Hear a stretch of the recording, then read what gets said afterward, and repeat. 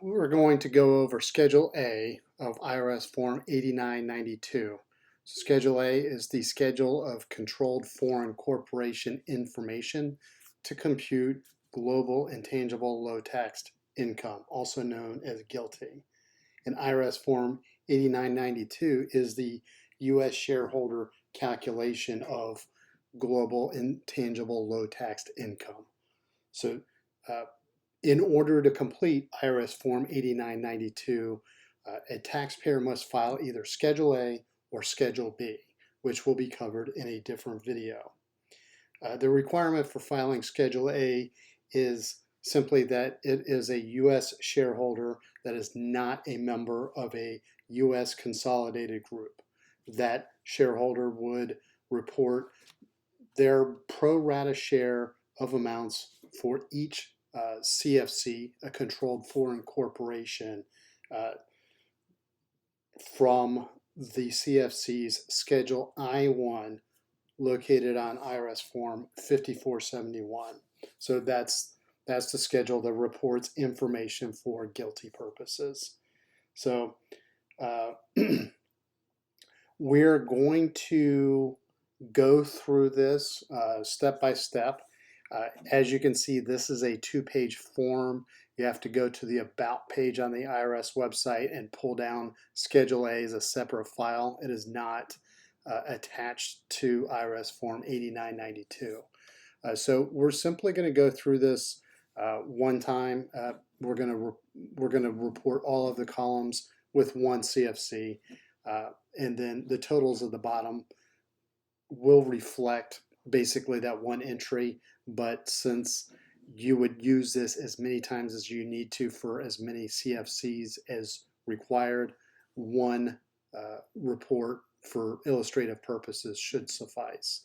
If while you're completing this schedule you need more space because you've listed enough CFCs to keep going, you can use as many versions of the continuation page as you need to, as long as you correctly document at the top and as long as all of the totals for everything goes into line 1 on the first page. So in case you don't remember this from the video, the form itself actually prompts you that you should include the totals from continuation sheets here. So we're going to walk through this. This is John Doe completing this schedule on behalf of his company, Doe Enterprises.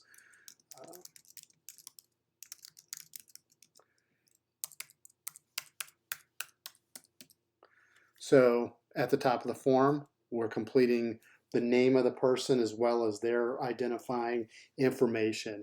If the person is technically an entity, then you would put an employer identification number instead of the identifying number, instead of a social security number. So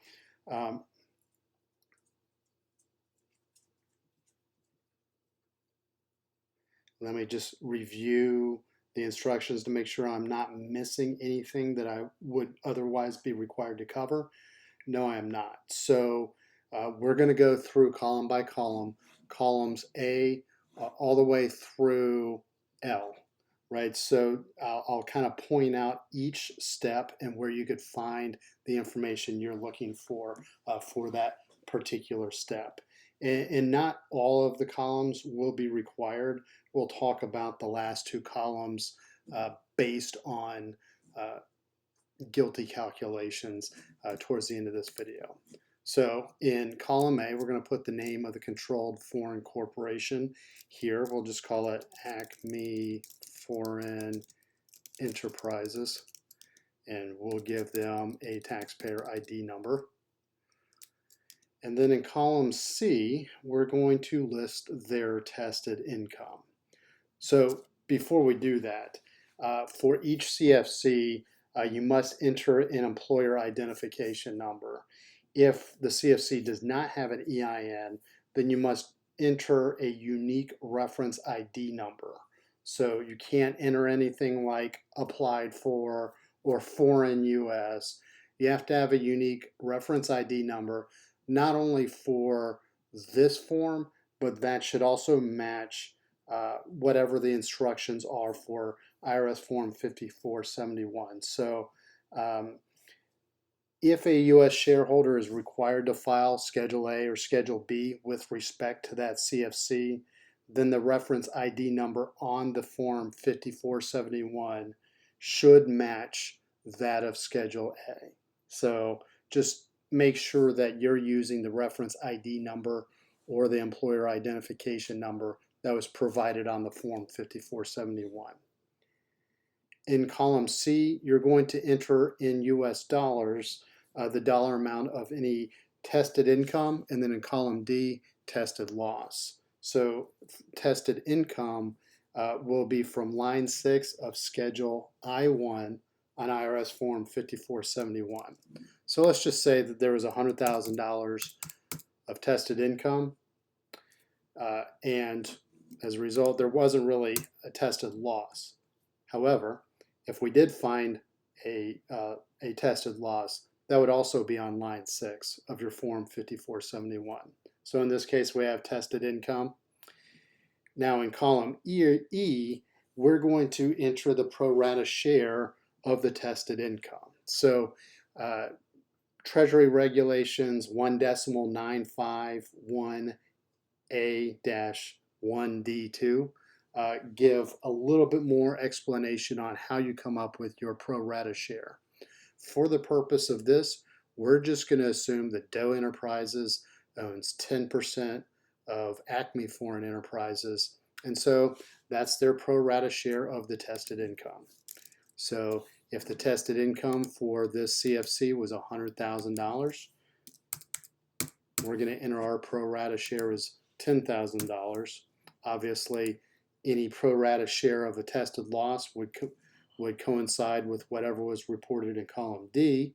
Since that's 0, our reported loss, our pro rata share of the tested loss is also 0. Now, the pro rata share of qualified business asset investment, QBAI, that will also be found on Schedule I-1 from line 8. So for each tested CFC, you would enter your pro rata share of qualified business asset investment. So we don't really have much in the way of perspective in this, so we'll just say that this is $50,000. In column H, we would enter a pro rata share of the tested loss QBAI amount of any tested loss that the CFC reported. This would be on line 9C of your Form 5471. So we don't have any of that tested loss. In column I, we're going to enter a pro rata share of tested interest income. So if the CFC say had $10,000 of tested income, then $1,000 would be our tested interest income pro rata share. So you could also, you would find the actual total amount of tested income on Schedule I-1, line 10C. So we're simply taking the pro rata share of that number that would have been reported on line 10C of Schedule I-1, Form 5471. And then if we had a tested interest expense, that would be located on line 9D of Schedule I-1. So we're going to report that we don't have that because we've already reported the tested income or the pro rata share of tested income. Now, so for columns K and column L, we have to determine whether or not we have GILTI, which is the global intangible low taxed income. So what happens is you basically have to complete all the way through column J, then you have to total all of the sums down here. So,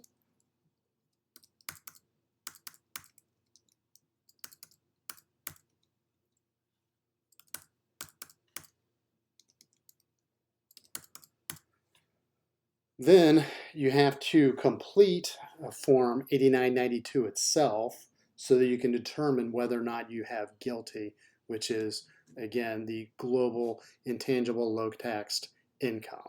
So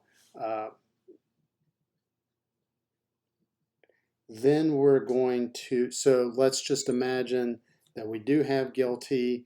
It ends up being $200,000, and we're going to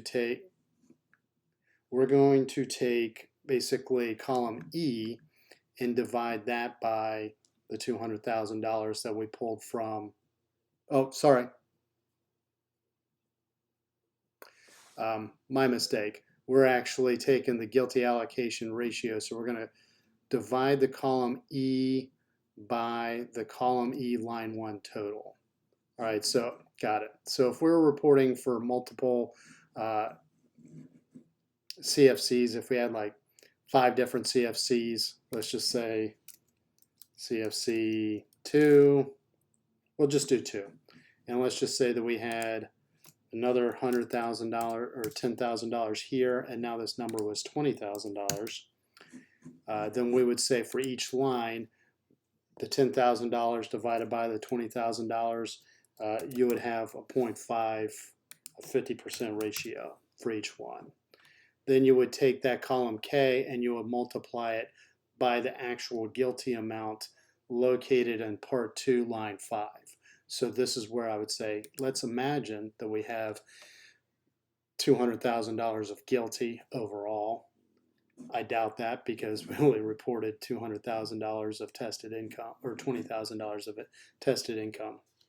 So let's just imagine that we reported $200,000 of GILTI. That we would take that amount, which came from an offline calculation, and we would multiply each of those by the 50% ratio here. And the important part is to allocate the GILTI towards the tested income CFCs. That information, the information in column L will be used to complete certain schedules on Form 5471, specifically Schedule J, which is the accumulated earnings and profits of a CFC, and then Schedule P, which is previously taxed earnings and profits of a U.S. shareholder for certain CFCs, for each CFC. So that's where those items would go.